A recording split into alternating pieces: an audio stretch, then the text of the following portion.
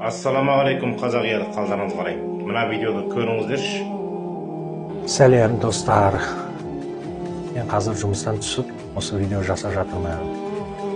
Өзім Қазақстанға келгелі жарым жыл болды. Осы жерде тұрмыс жасағанда, көшеге шыққанда, такси отырғанда көптеген адамдар маған көмек берген.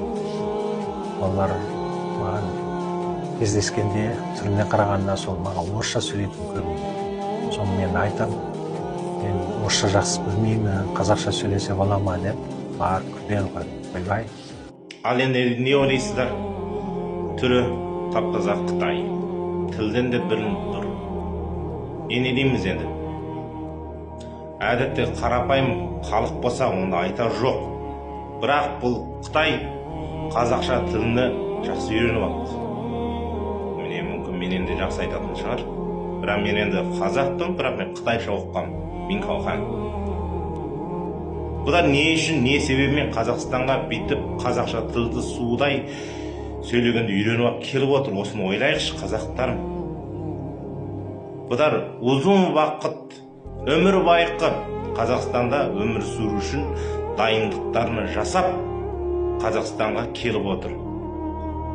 Бұлар біздің тілімізді біледі, әдеттеріміз біледі. Ертең бүрсігіні бұдар Барқаш көл емес, бүткіл Қазақстан аңдып отыр. Ал сол кезде тура осындай осыдар нағызы Қытай өкіметіне көмектеседі, күш шығарады. Әрбір тағы керек десеңіздер, бұл қазақтар не деп отыр? Бәрін переветтеп береді, аударма қылып береді. Қазағым, бұл Қытайдың сайтан Қытайдың мынандай сиқырсып қазақша төрт дауыссыз тілді үйреніп алғанына мақтанбай ақ қойшы. Керек емес. Қытайдар біздің тілімізді үйрену түк те керек емес. Бізбен араласпай ақ қойсыншы, өздерінің жерінде жүрсінші. Біздің Қазақстанда бұдардың әкесінің басы бар ма? Атасының басы бар ма мына жерде? Жоқ қой. Қазақстанда бұл Қытайдар үшін емес, өз қазақтарымызға жұмыс жоқ. Қарын аш, кейін десе киімдер жоқ, ақша жоқ жүр.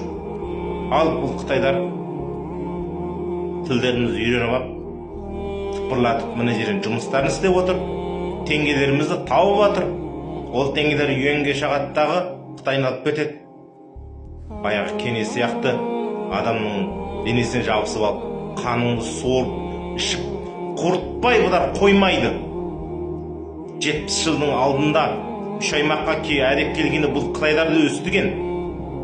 Қазақтың арасына кіріп, өмір сүріп, қазақ мектебі оқығандар да жетеді. Міне әлі кеше жүр ғой Қазақстанда. Мен қазақша оқығанмын, мен өзім жарты қазақпын дегендер жетеді бұлайдан. Бұл қазір осы Қазақстанда келіп алған бұдар тура 70 жылдың алдында 3 аймаққа келіп, қазақтың арасында өскен соданың ұрпақтары. Бұдардың мақсаты қазақты бірақ құртпай қоймайды. Ал енді біздің топас, надан қазақтар сода төрт дауыссыз сөйлеген қазақша тіліне мәз болып деген шалқадан жатып сүйкінісіп кетеді.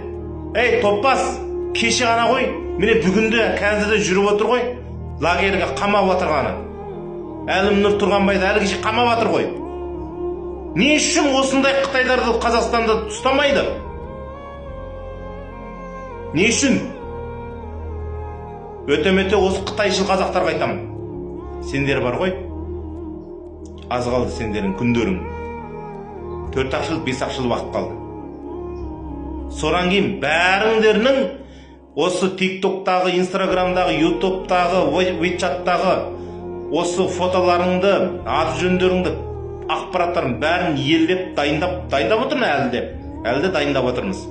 Сол кезде қытайшылың болсаң бәрін семьяңмен қосып, қатың балаңмен бірақ Қытайға жіберіп тастаймыз. Сендей сияқтындай қытайшыл қазақ керек емес, әрқашан қазаққа керек емес. Сендер қазақтың ішінен шыққан сатқынсыңдар. Осы Тоқаев сияқты ұлт сатқыны. Қытайша оқысаң не болыпты? Мен де Қытайша оқыдым. Бірақ мен артта ұлттық сезімді таптым.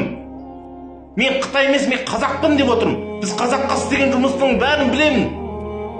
Қандай арамза жұмыс істеген білемін. Біздің тілімізді жоғалтты, дінімізді жоғалтты, мәдениетімізді жоғалтты.